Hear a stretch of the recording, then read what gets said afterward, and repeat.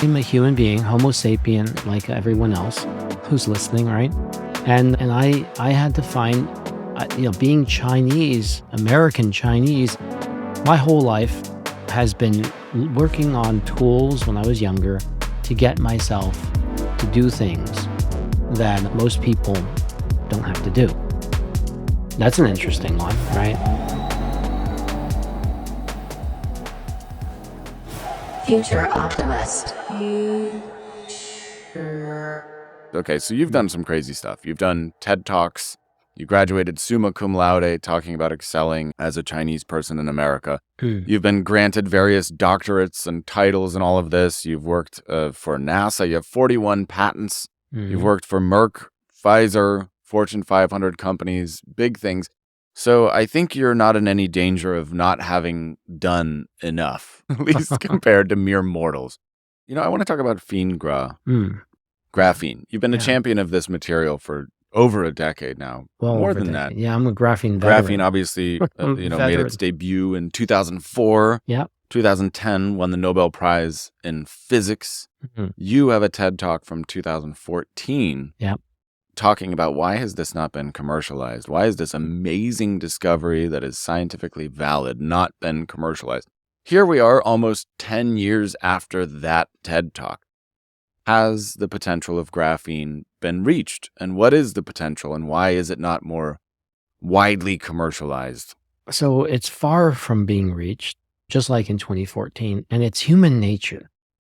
Yeah. How do I give you something about human nature that you don't know yet, right? You're already You're older than me, maybe. I don't know anything about human nature. Yeah, right. Well, human nature, when we were in high school, we had to read this book, Lord of the Flies, right?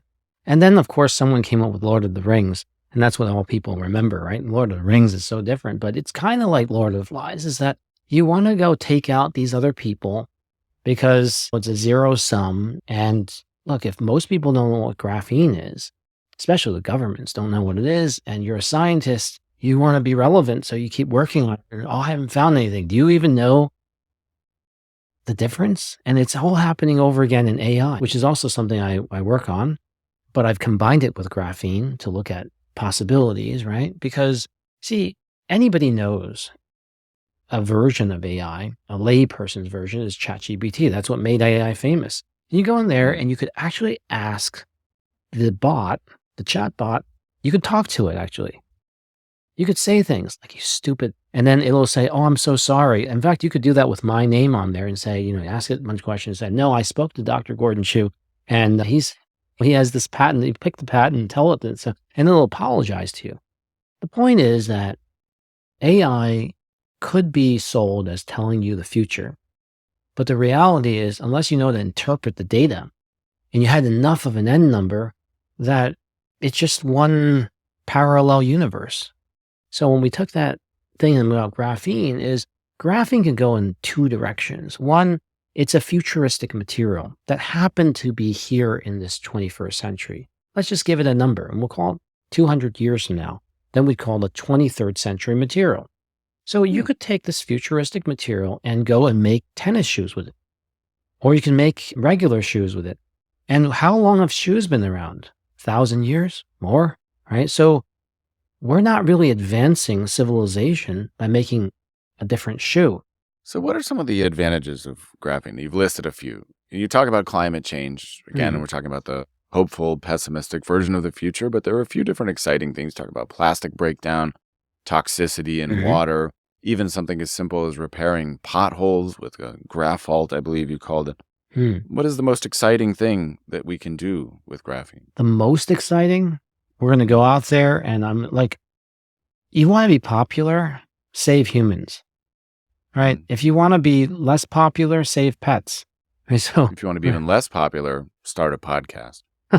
Right. Well, so saving humans in Portugal, which is another location, Arable, Portugal, right by Lisbon and Porto, there's a scientist who liked what I was doing with the graphene, and she attached the graphene to an antibody. And the antibody knows exactly where it's going because it's the antibody that can go target an antigen, which is cancer. And the graphene allows it to heat up to about 40 some odd degrees centigrade, which is 103, 104 fever, 105, 106. And then your body will just like absorb it. It'll cook the cancer. What? Yeah. So this experiment was done where she paints it on the mouse model, publishes the article on resolving melanoma. And here I am presenting in Greece now to the World Cancer Society. Yeah. But, things like that require lots of approval, lots of people buying in. And, there's a lot of other treatments for cancer. What are you going to do with all that? No, we can't do that. So we can't rock the boat. So it gets shelved we never checked every antibody. Imagine if you used an antibody that was like within the pharma world. Like there's hundreds of millions of antibodies. Did we check them all? No, we didn't check them all. She's now in the food security industry. She retired from being a professor on this nanotechnology stuff. And then so it gets shelved. But recently, as me coming back out, people have been approaching me and you're asking a question like, what's the craziest thing you could do? That's one of them. Here's another one. You know that computer that you have that allows you to podcast? Does it have any moving parts in there?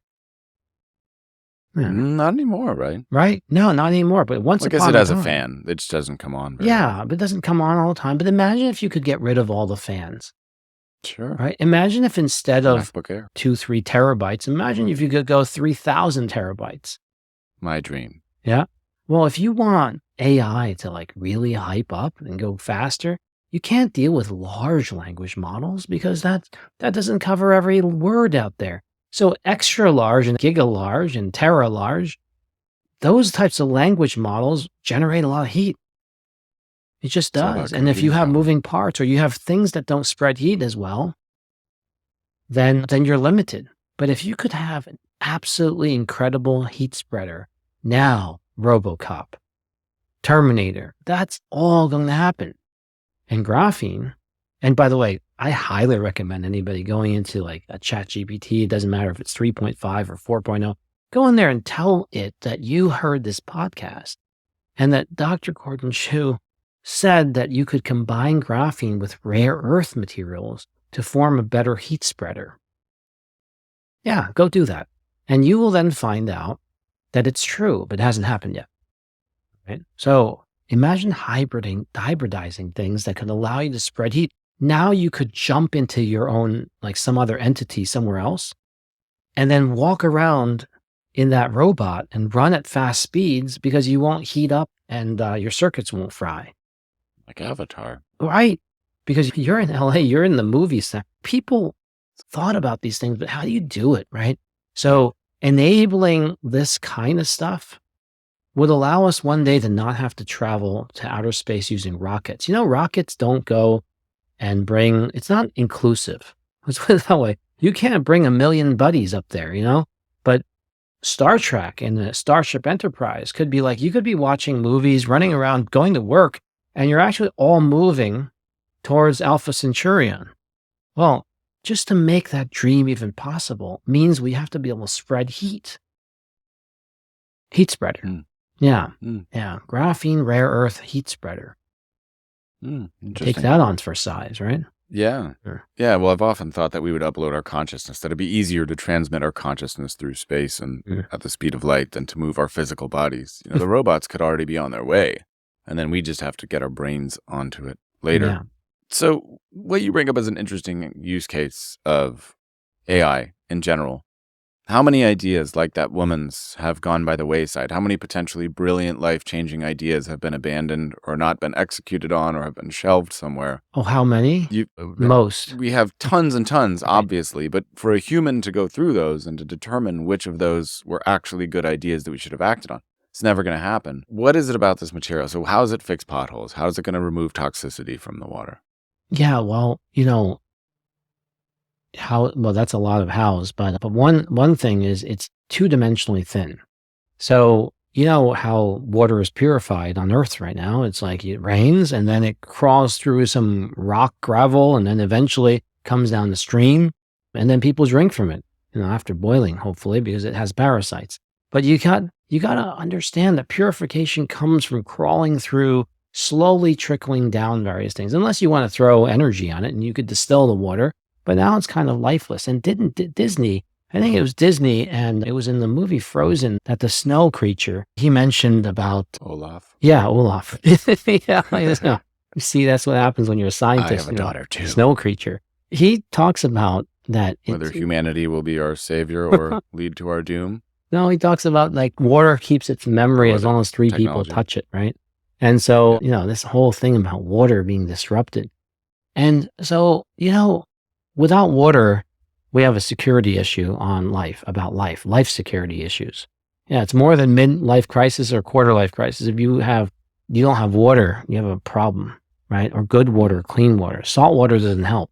So graphene is just thin and allows you to purify. That's one thing.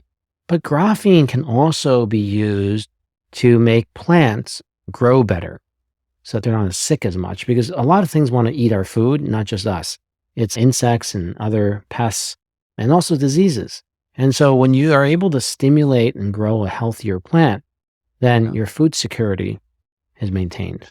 So one of the interesting things that you've been able to do that I think a lot of people would want to know about is, seems like you've been somehow professionally curious. Do you attribute that to luck? It seems like everything you've touched, you've gotten millions in funding grants here. The idea that you've been able to retire 6 or 7 times seems like a ridiculous pipe dream to people such as myself, who are clawing tooth and nail at the possibility that we may retire once. Do you attribute that to luck, or just born different? I mean, clearly you see connections where other people don't. That's obvious. You see lots and lots and lots and lots of connections. How have you managed to make all of that financially possible? Has it really just come at you? You just put your hat in a ring and people just gave you money? Is that the story of your life? No, but it kind of like, something called inertia, right? So it's like, it's like it keeps on, or momentum, it keeps on building upon itself, right? The snowball gets larger. I did find out that banks like to give people who have money more money. And they tend to not want to give people who have low credit scores and other things. And I said, but if you're in the business of giving people money, wouldn't you give it to people who need money, right? Or that they don't do very well with money, so they get to practice more with money, and then they'll become very good after losing it the first, 500 times or something like that, right? So yeah, the world is structured to promote winners, right?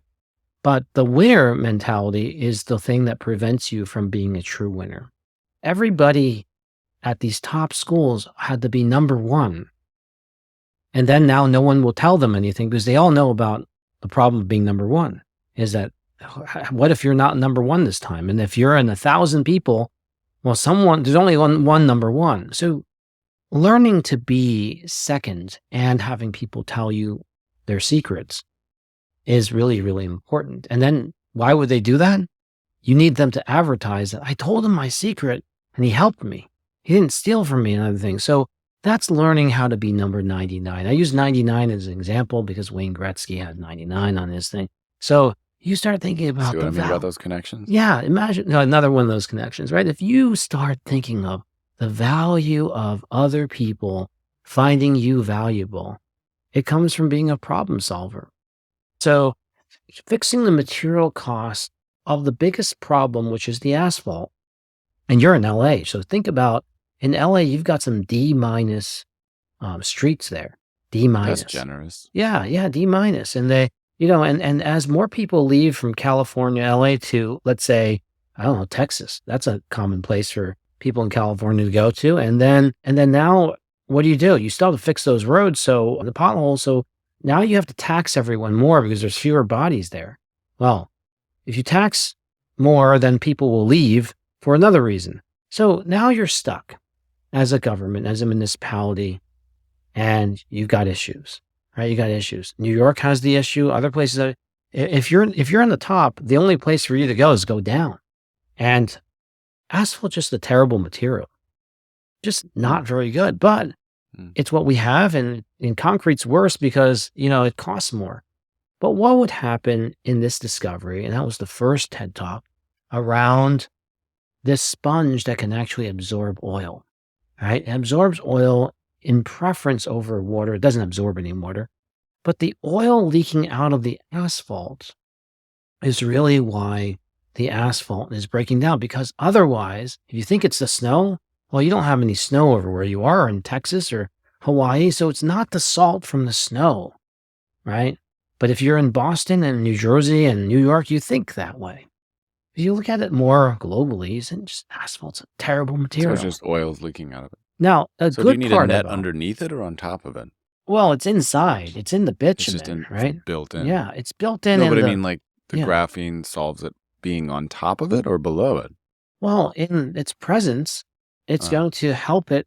Like there's some things that are just really strong, like graphene, Mm. but it doesn't like to help others. So Kevlar is a good example. You've heard of Mhm. Kevlar being a strong Mhm. material. It just takes care of itself. So you put the Kevlar in there. These experiments have been run, and you find out that the asphalt breaks down because the asphalt doesn't really work with the Kevlar. Like the Kevlar just says, "I'm good, you're not." So now you have all these things falling off the Kevlar. So with graphene, if you formulate it properly, and I just happen to have one version of the formulation, there's probably like 5,000, 10,000 formulas that could work better than mine. I just happened to pick something within Interesting. a random series of events, right? And then it worked and it held up for 6 years. There's probably a better formula that could hold up for 60 years, even though we don't know. So I say, let's explore this possibility Mm. because I think that the turbulence, it's time for the turbulence to show up. Now, here's how we get more turbulence. One, we've got climate, extreme weather conditions, not necessarily global warming. You got tremors coming from the ground. You're familiar with that where you are. But then you have something really crazy. These dinosaurs coming out of the ground. That hasn't happened yet. That's just to give us the preparation of the metal dinosaurs on the top of the thing. These electric vehicles just weigh 30% more than the gasoline versions with more torque. You might have seen this commercial where the kid is telling their dad that the Dodge now has more torque. Yeah, well, that torque is going to rip our grounds apart. We're driving the Cybertruck from Tesla so we think we're in the Terminator while the asphalt on the ground is from the 50s. So it's just not, we're still formulating the same way. We're just We're like living halfway in ancient. between. Yeah. Yeah. Some things are very old fashioned. Yeah. So it's a bad material, but it is Yeah. what we use. But a good part of asphalt, now here's me going out there on some extreme thinking, right? The asphalt is like 40% there to becoming arable soil. Problem is the other 60% is really toxic, right? And it's not there. But if we could find a way in what we're doing to learn more about what is soil and how do we get asphalt to be more soil-like, right? Simple thing is add some soil to it, but maybe that doesn't hold it up very well. The point is that if we're 40% there, what would happen if we could make one day arable asphalt when you don't want it anymore? That would be cool, right? That So, would be cool. Yeah, so these are That'd the be huge. kinds of things you get, and it affects you, and now you're like permanently thinking this way. True. So are your listeners now, right? I would say so. Yeah. So, yeah, you've done truly a dizzying number of things in your life. Very interesting the way that you see the world. Are you generally optimistic about humanity, or do you think we're all going to be doomed? Do you think that the billion-person scenario is a good thing or a bad thing? Well, it depends on what the remaining billion is, right? If it's a billion people they're not like all cannibals. It's you and internet marketers. Yeah, right. What a terrible disaster, right? I see people saying that they are still in recovery from being a past marketer, an internet marketer. I'm waiting for that day. Yeah, right. So anytime you have a smaller number of people, smaller n numbers, if you happen to eliminate the one who comes up with your solution, right? Or you eliminate their soulmate, now they're actually not functional because they're looking for their soulmate and they're not working on the project. Unless you don't believe that there are soulmates and then anybody could have sex with anybody else, right? When we're just animals at the core of it, right? But if you think that we're of a higher level of thinking, that we need to find things that feed our soul and that we're more meaningful than just trying to collect units of trusted storage, whether that's Bitcoin or money or whatever that is, if we're more than that, then you need all the people around. Because imagine when Spain was discovering North America and they didn't have enough people to jump on the ships, right? And you only had 1/10 the people volunteering at the Santa Maria, then I don't know, maybe you never made it and it never happens. So if we're going to go to Alpha Centaurion or even to Mars or anywhere like that, I don't think eliminating people, especially when you don't know who these are, is a good solution, right? What I think is that you have to have the younger generation stop thinking that they're millennials and the older generation stop thinking they're baby boomers, right? Is that we're all in this together to prevent the stormtrooper. And maybe we should call ourselves just perennial because we're not millennial or anything like that. I agree. Yeah. These are all distractions that keep us from focusing on what really matters. And so many things in life, so many shiny things just distract us from the big problem. The shiny things. They're just terrible. It's the shiny things that, I don't know why we like shiny, but it's the shiny things that really put us into. We're going to clip this out and we're going to put this on one of the shiny things. And then we're going to get hateful comments from the shiny thing platform. As they say, it's not a shiny thing. Well, when I had to learn about the singing stuff, I learned something very different about slow. And the value of slow is that if you take something like Can't Help Falling in Love with You, you have to sing that song slow. It's like you have to pause in between and think, wise men say only fools rush in, but I can't help falling in love with you. So that comes from pausing as a scientist, right? As an inventor, and saying, how come I didn't learn that when I was speed reading or I was going too fast? All the answers we need, Ross, are from our high school and kindergarten days. Yeah, how not to take someone else's toy. Like how not to poster, right? That did the rounds 10, 20 years ago. Imagine if I applied for a job that life I learned in kindergarten. Yeah, I mean, what if I applied for a job that I didn't want, but now I took someone else's job? Yeah, well, how can I help you find the job that you're supposed to be in, right? Now, imagine if you are, like, you care about this outer space stuff, but somehow your life is a Guitar Hero. You're like, that's what you do. You make software for Guitar Hero. But you really want to be in SpaceX. Like, how do you do this? How do you redo? That's the $1 billion question. How can people be in roles that are more suited to them? Well, and money. The answer for most is really peculiar when I look at, if I'm in a job, I want to leave by 5 p.m. Or if I work after that, I want overtime. But as an entrepreneur, and scientist is somewhat like that, you kind of just stay and you don't look at leaving at 5 or 6. No. You don't even count weekends. No, not really. No. Yeah, so maybe the solution is to be entrepreneurial and to be exploratory, which is the title of the podcast out of Harvard. It's called Calling All Explorers. Imagine if Bob Dylan exploited himself as singing cover songs for other people instead of writing some of the songs that he did. Well, then we might not know Bob Dylan. What would the world be with, like that, right? Or Jack Ma exploits himself to be the head boss at, not the head boss, but the head boss of 500 employees at Apple making the iPhone, instead of being the Jack Ma of Alibaba. We don't need to go and throw 100% of ourselves, but I think it's worth spending a little bit of time exploring after you come home from work on what your real purpose is. Like, why are we here? Who's Ross Palmer? Right?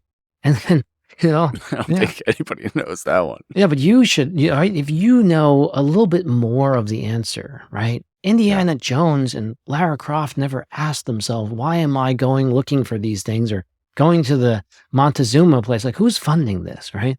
Hey, you asking me the question. Seems like a lot of snakes. Yeah, right? But And somebody is Lots of funding spikes. this, right? And it all began, Ross, when I was in, growing up before even high school and watching my dad as a Chinese person who came to Kansas, then went to Columbia University in New York, and then became a rocket engineer and gets fired 3 times because he looks the way he looks. Yeah, this was in the 70s. Hey. I guess that'll make anybody entrepreneurial. Right? It turned me into, I don't want to see things like that happen to anybody, right? Yeah. So first you have to make yourself prevent that from happening. So you do the speed reading thing and you start feeling there's something wrong, but you do some more of it and you find out that now it's grown into some areas. And then you have your regrets, but you can't really quite feel it. And I'm going to highlight one of the regrets that I think everybody would realize. Right now there's a war going on between Israel and even Iran now, right? It's very complicated. But I went to a Jewish medical school called Mount Sinai. And as an American-born Chinese, watching my father did, I often had the question is, how come there isn't any Chinese medical school in the United States? There's plenty in China. But how come in this country we don't have a Chinese medical school or an Indian medical school?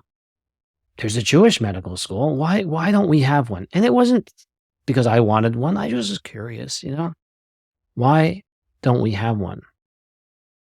And in that burning desire, I started doing some of these, what we know as podcasts today, but it was in Hong Kong, and it was like a Good Morning Hong Kong radio show. And out from there came like this 1-minute thing, 60 seconds, and I happened to say this. My Chinese not very good, but I said it, and I said, here's the reason why women get wrinkles. And the reason is because what's in your dishwashing detergent is the same ingredient found in what you buy and clean your face with. You're just stripping yourself, and now you get emotional and then you crease a line somewhere, right? And so this ingredient, by the way, is called sodium lauryl sulfate. And then it's in a lot of shampoos and yeah. Yeah. So then you end the thing and then you wait. And they said, wow, there's so many calls we received. We need you back on there, right? What are you going to talk about next? And I said, well, I wanted to really be a neurosurgeon. Study the brain. Well, and then the host of the program says, kind of like your role, and say, people aren't interested in that. And then they start asking me, by the way, what are you, what is, like, What's your what do you study? skincare routine? Yeah. They said, like, how do I get rid of wrinkles? Well, they said, yeah, I mean, even if you were a plastic surgeon, there's only a limitation of how much plastic surgery you could talk about. Dermatology, there's only so much skin you could talk about. Here's my advice. Ditch the MD, PhD. This is coming from the directors of this and saying, go do something where you could talk about volumes of stuff and all it has to do is come from your voice. And by the way, get rid of that nasality in your voice. And I said, oh, that's interesting. So he doesn't think that an MD, PhD, he starts asking you, we know what an MD is. That's a doctor. Oh, we know what a PhD is. That's a doctor. But what does doctor do? Well, I said, I get paid. There's a scholarship. I don't have to borrow any money. Oh, you can make all kinds of money. So I listened to the advice, but I also talked to my dad who had to escape China. And I tell him that they're interested in making me spa man. Like spa, like women's spa, SPA space MAN. And I introduced it like this to people who are my elders. I said, there's Spider-Man. You didn't know what he was until you saw the information. And then there's the other men, right? The X-Men, right? Well, here's Spa Man. Just like Superman. This has not been invented yet. This is my chance. My chance. So I end up going. And I got set up with a Rolls Royce. I'm in the Peninsula Hotel, in the Grand Suite, and my life transforms. And Spa Man gets his wife, because that's my wife today. I got lots of different girls. Every night there was a different girl. Because if you're in the hotel and you have a Rolls Royce, there's like so much, like suddenly this is a whole different ugly duckling story, Ross. But imagine convincing your dad that this is the opportunity that he fought for. Right. And you left a place that has the opportunity. Spa Man. So I become Spa Man. And Spa Man then comes back to the United States in 2009 after we have the greatest recession. And then I end up working for a guy named William Potter from Harvard University. He used to run Prudential. And I'm now a partner at the investment bank. Yeah, all from the Spa Man thing, where I go there and I consult for spas and I do this stuff. And by 2010, because 2009, I come back here, and by 2010, I am now marrying my wife, right? And to this day now, we've been together for 18 years. Mm-hmm. Like when you shorten like that in a couple of sentences, right? But it all came from doing things that are meant for you, right? Mm-hmm. Do things that are meant for you and do the best at what it is. And that's the solution for all of us, to just be good with ourselves, to be well with our souls. Well, I think that's a brilliant way to wrap it up. I appreciate it, Dr. Chiu. It's been very interesting insights. Where can they check you out? Do you want them to check out fiendgra.com? They can. What would you like the audience to see or Fiendgra? I mean, initially Fiendgra, they wanted to call it Finegra, and it sounds so much like Viagra. So Fiendgra. Phenegra.com. GRA.com. There's also LinkedIn, which is the exploitation, platform. Yeah. And these days you can't really not be findable. That's true. Everybody's findable. Yeah. Even though they tried to hide behind the metaverse, but there's no such, you can't hide behind the metaverse. No, that's true. Yeah. Just put on the goggles, strap in, and let's go. Well, thanks for taking the time to share some of your insights. Truly, you see the world in a way that very few, if any, others do. And I suppose that's where Summa You mean only the ones that you haven't met? But you'll meet a lot of them. They exist. I believe fundamentally, you have now also become one of us. Right? Yeah. That's my dream. Yes. One of us, e pluribus unum, the American dream. Yeah. From many, one. Well, thanks for taking the time. It's been a pleasure to meet you. I'm very honored that my name was mentioned in the hallowed halls of Harvard University. Surely it will be the last time. That's a mistake that they'll remedy quickly. But either way, I can check that off my list. Yeah. So, yeah, it's been a pleasure. I think we can continue this conversation for hours and hours, but you've been more than generous with your time already. And I know you're coming off probably sitting in that chair for 2.5 hours before this. Well, you saw that. I'm grateful that you had a little left in the tank for me. Yeah. And yeah, thanks so much. It's been great chatting with you, Gordon. Thank you for having me, Ross. It's been a pleasure. With that, the official podcast is over.